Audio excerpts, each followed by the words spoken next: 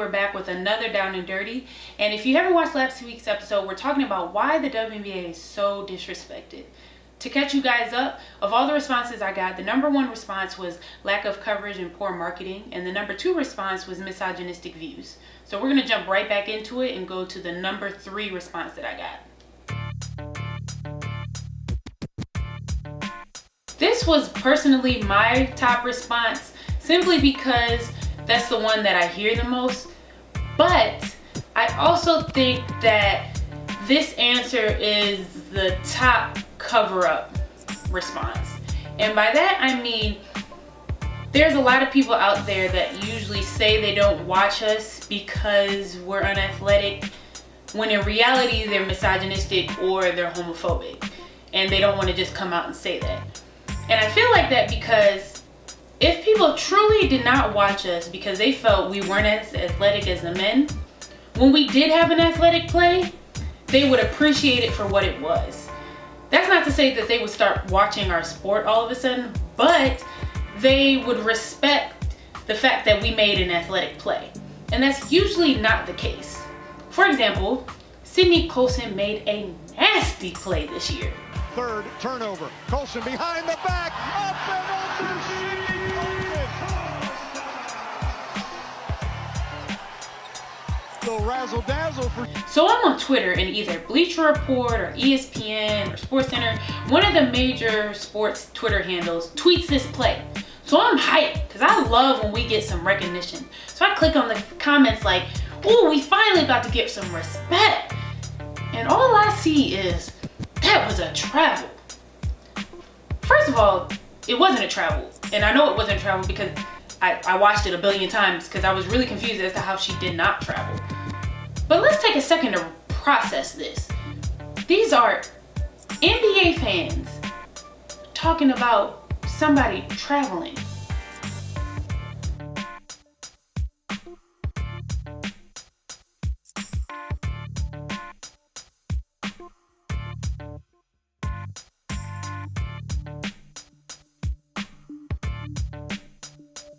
Oh, you are so dumb. You are really dumb. For real. But let's get to your comments. Of all the responses that I got, this was my favorite comment. At SportsFan1003 said, "I don't know, but a lot of people who talk negatively about it do not even sit down to watch women's basketball. They just jump on the bandwagon. They see people trash the WNBA, they will do the same. I have also heard some people, including females, say that they do not like it because the women lack the athleticism of men. And I'm not quite sure why they even expect females to have the same athletic abilities as males. I think if they look at what the females do best, such as passing, shooting, defense, etc., and not look at what they lack, they will learn to appreciate it a bit more." Oh! Let's go through this comment. A lot of people who talk negatively about it do not even sit down to watch women's basketball. There are so many people who talk all the trash that have never watched a women's basketball game, not even a single quarter, but you analyzing us. Halfway. And I'm not quite sure why they even expect females to have the same athletic ability as males. Jesus! Hallelujah! Oh, she's... Women naturally are not built like men. I have to say that because there apparently are some people out there that don't understand that. I know it's confusing, but I'm gonna entertain you for a second. Let's look at Serena Williams. Hands down, the best at what she does.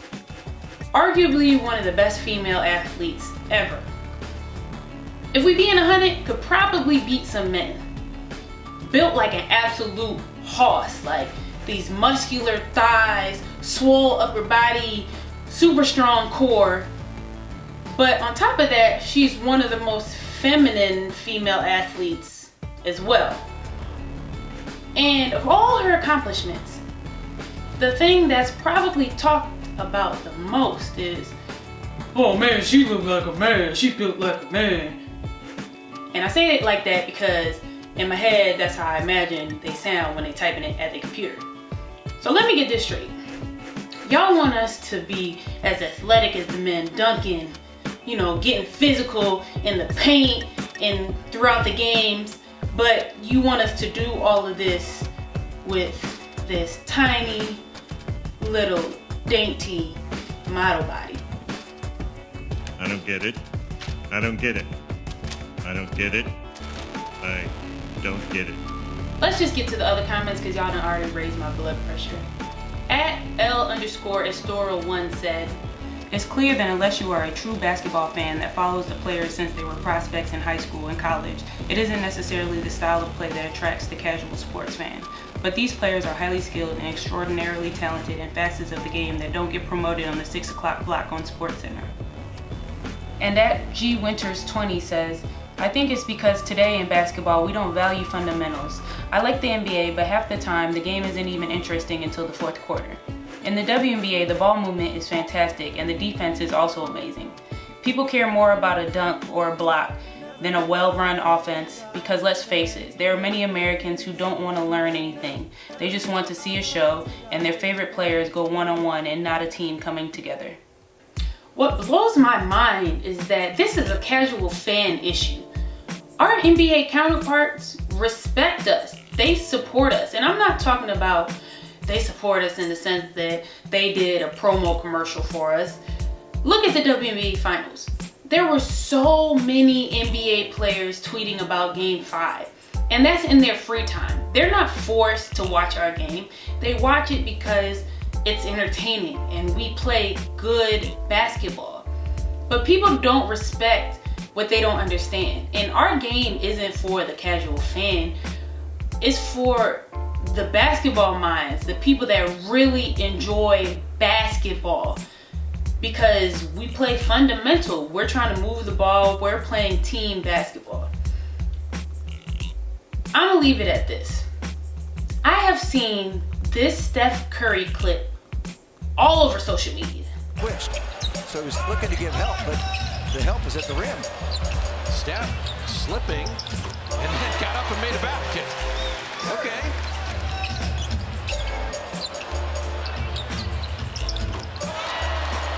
Most people see that play and think, yo, Steph Curry is so nice, that was crazy. Which I agree with. Don't get me wrong, Steph is an amazing player. But I look at that play and I see that Dwight Howard did not leave the paint that entire possession. His man went and set the screen on Steph's defender. Steph came off that screen, fell down, got up, and slowly went into his shot. And Dwight stayed in the paint and did not guard it the entire time. Watch it again. Okay.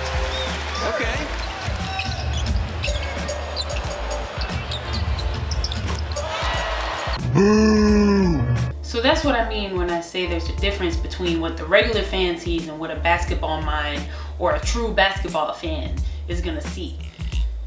By the way, Maya made this same play this year, this past summer. She came off the screen, she fell, she got up and hit the shot. And she did it with defense because the WNBA post player didn't stay in the paint. She came up and actually guarded her. And she did it to practically seal the game. Maya and the Lynx now less than a minute to go after that jumper. And guess who? A little Harlem Globetrotters action there. Moore drills the shot again. 27 points. I didn't see that play on SportsCenter. I didn't see that play on social media. And I'm not even being biased, but Maya had the better play. Okay.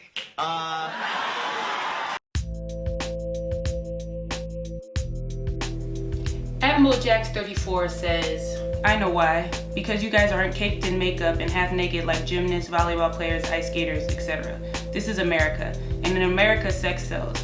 People have this misconception as well that all of the WNBA is 100% lesbians who look like the Incredible Hulk, which is so false. Most of the audience in sports period is men, and that's not what they want to see. They're too ignorant to appreciate your sport." And at Rosebomb0 says, "People degrade the power of a woman. If a woman is strong and powerful, she's a lesbian or trying to be a man. If people saw a strong woman and thought, damn, look at that confidence, then maybe everything else would fall in line. Like Mojax34 said, a lot of the sports viewers are men, and sex sells. So men aren't watching women's sports for the sports part, they're usually watching for the woman part. But what confuses me is that I don't understand why men think we need their approval for everything. I know as a straight woman, when I go into the court, I'm not trying to get chose. Now, I usually have my nails done, I try to keep my eyebrows done, try to keep my hair together, but that's because I want to look good for myself. I'm not thinking about whose eye I caught while I'm hooping. Like, that doesn't make any sense. And then on the other hand, with the homophobic side, the WNBA has this stereotype that everybody's a lesbian. And since I've been in the league, the number one question that I get is, are there really that many lesbians? Oh my God, who the hell cares? I just don't understand why so many people are concerned with what someone identifies as. Like, we're out here playing sports and you're worried about who's in their bed. Like, that's weird to me.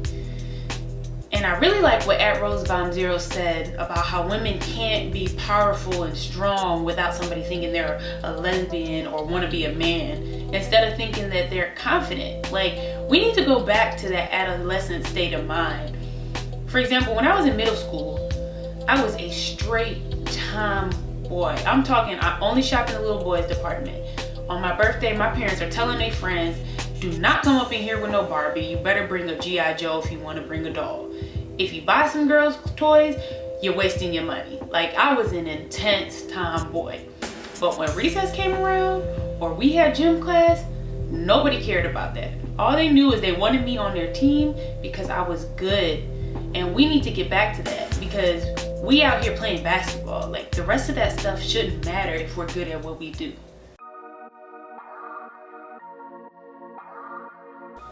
@MadMuse says, I found that more people respect and follow women's college basketball than the W, which I've always found puzzling.